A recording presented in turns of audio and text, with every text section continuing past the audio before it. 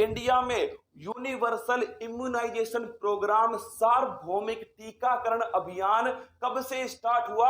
अब तुम्हारी बात स्टार्ट हो रही है।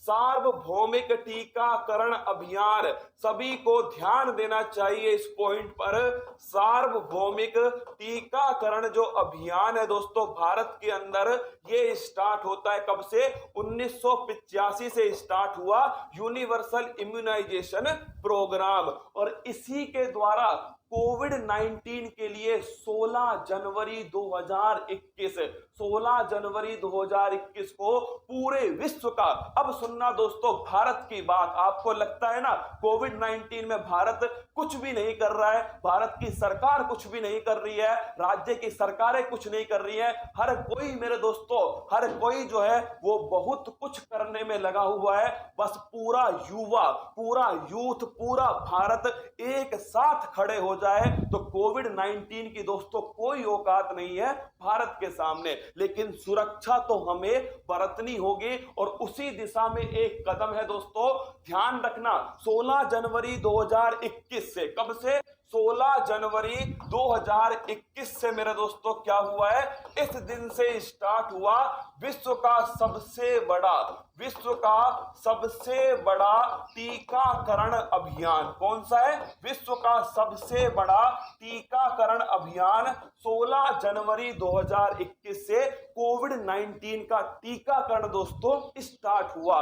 उसी कड़ी में 1 मई 2021 से, नोट करना, 1 मई 2021 से 18 वर्ष से अधिक आयु वाले जो भी युवा हैं, जो यूथ है दोस्तों, उनके लिए वैक्सीनेशन स्टार्ट होने वाला है 1 मई 2021 से। नोट करना इस तारीख को, 1 मई तुम्हारे लिए, दोस्तों के लिए, परिवार के लिए बहुत जरूरी है दोस्तों।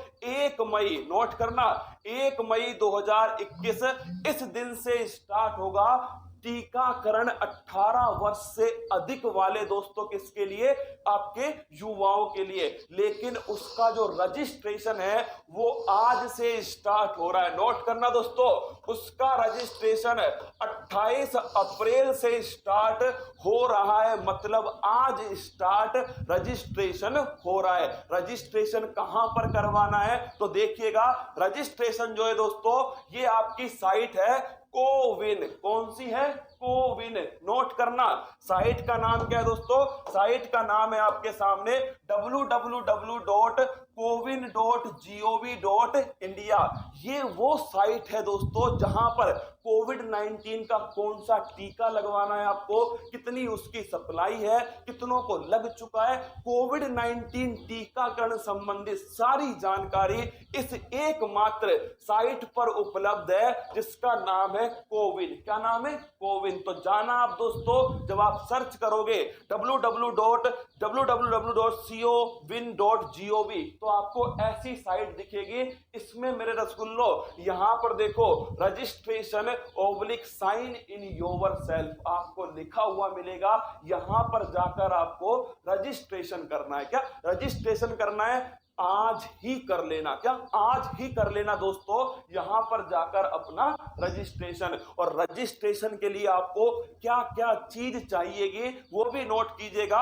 अगर आप 18 प्लस हैं, 18 से कम है ना, तो दोस्तों अपने आप ये हटा देगा आपको, है ना। अगर आप 18 प्लस हैं तो ध्यान रखना, आपको लॉगिन करना है दोस्तों। दूसरा, आपको रजिस्ट्रेशन करना है अपने मोबाइल नंबर से। साथ में आपको प्रूफ के लिए आधार कार्ड है दोस्तों, या ड्राइविंग लाइसेंस है, ड्राइविंग लाइसेंस हो गया, आधार कार्ड हो गया, ये प्रूफ के रूप में आपको उपयोग में लाना है। इसके बाद में दोस्तों ध्यान रखिएगा, आप सभी प्रूफ के लिए उपयोग में लेके आना है इसको, और आपको रजिस्ट्रेशन कर देना है। 1 मई से वैक्सीनेशन स्टार्ट होगा। उसमें ऑप्शन आएगा कि आपको कहां पर वैक्सीनेशन कराना है। आपके आसपास वाले सेंटर के आएंगे दोस्तों ऑप्शन, आपको सेलेक्ट करना है और एक बार रजिस्ट्रेशन कराने के बाद में पलटना मत मेरे दोस्तों, आगे मत बढ़ाना, क्योंकि समस्या तो है कोविड-19। क्या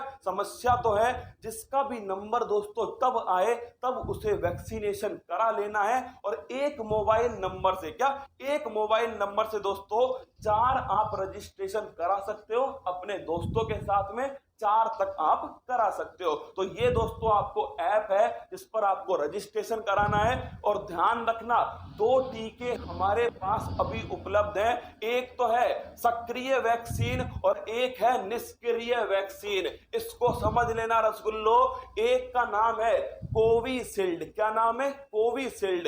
एक का नाम है दोस्तों कोवैक्सीन। कौन सा है? कोवैक्सीन। एक है कोविशील्ड, एक है कोवैक्सीन। जो कोविशील्ड है दोस्तों, ये एक सक्रिय वैक्सीन है। क्या है? सक्रिय वैक्सीन। और दोस्तों कोवैक्सीन जो है एक निष्क्रिय वैक्सीन है। कोविशील्ड ध्यान रखना, ये बनाई है, ये दोस्तों सीरम इंस्टीट्यूट के द्वारा इसकी भारत में सप्लाई की जा रही है। और कोवैक्सीन की जो सप्लाई है वो भारत बायोटेक कंपनी हैदराबाद के द्वारा की जा रही है। अब दोनों में अंतर क्या है? दोनों की 2 ही डोज है दोस्तों। एक डोज लगवाने के बाद क्या दूसरी लगवाना जरूरी है?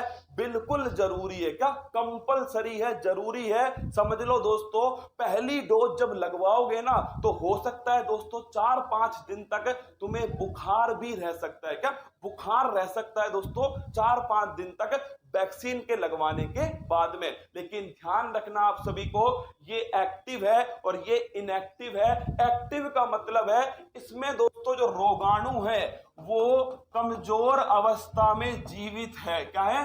कमजोर अवस्था में जीवित रोगाणु है दोस्तों, किसके अंदर? इस एक्टिव वैक्सीन के अंदर, जिसका नाम क्या है? जिसका नाम है कोविशील्ड। तो कोविशील्ड में दोस्तों ध्यान रखना, रोगाणु है जीवित अवस्था में लेकिन बिल्कुल कमजोर अवस्था में। इससे दोस्तों क्या होगा? इससे जैसे ये जाएगा हमारे शरीर में तो हमारे शरीर का जो इम्यूनिटी सिस्टम है, जो प्रतिरक्षा तंत्र है, जो लड़ाई लड़ता है दोस्तों, किससे? रोगाणुओं से लड़ाई लड़ता है और हमें दोस्तों स्वस्थ रखता है, वो तुरंत एक्टिवेट होगा। और एक्टिवेट होते दोस्तों वो किस पर अटैक करेगा? वो तो इसे समझेगा क्या कि ये सच में कोविड-19 का रोगाणु है दोस्तों, तो वो सीधा इसके ऊपर अटैक करने वाला है। और जब इसके ऊपर अटैक करेगा तो हमारे शरीर में दोस्तों एंटीबॉडी बनेंगी। क्या बनेंगे? हमारे शरीर में बनेंगे एंटीबॉडी। और तभी तो कहते हैं जो कोविड-19 से ठीक हो गया वो अपना प्लाज्मा डोनेट कर दे, क्योंकि उसके शरीर में बन चुकी है एंटीबॉडी। लेकिन सुन लो, जो गलत फहमी में है, जिन्हें पिछली बार कोविड-19 हुआ था, वो ध्यान रखना, उनके दिमाग में क्या है? अब की बार थोड़ी होगा कोविड-19, क्योंकि पिछली बार हो चुका है, एंटीबॉडी बन चुकी है। बिल्कुल गलत अवधारणा है दोस्तों। ध्यान रखना, 100 में से केवल 10 लोगों की ही एंटीबॉडी शरीर में बची है, 90 के शरीर में एंटीबॉडी नहीं बची है दोस्तों। इसलिए कह रहा हूं, हर किसी को सुरक्षा बरतने की जरूरी है, जिसे हो चुका है उसको और जिसे दोस्तों नहीं हुआ है उसको भी। तो वैक्सीन का उपयोग जरूर करना है। इसमें क्या होगा? कोवैक्सीन दोस्तों इसमें बिल्कुल मृत, क्या है दोस्तों? इसमें ध्यान रखना, बिल्कुल मृत रोगाणु है, मतलब ये जीवित अवस्था में नहीं है। इस वाली वैक्सीन का एक फायदा ये हो सकता है, क्योंकि दोस्तों कमजोर अवस्था में जीवित है। क्या है? कमजोर अवस्था में जीवित है, तो हमारा जो प्रतिरक्षा तंत्र है वो बड़ी मजबूती से काम करेगा, बड़ी तेजी से काम करेगा, एंटीबॉडी बड़ी अधिक मात्रा में बनाएगा। तो इसका दोस्तों जो प्रभाव है वो दीर्घकालिक हो सकता है। लेकिन दोनों ही वैक्सीन सुरक्षित है दोस्तों। क्या? दोनों ही वैक्सीन सुरक्षित है।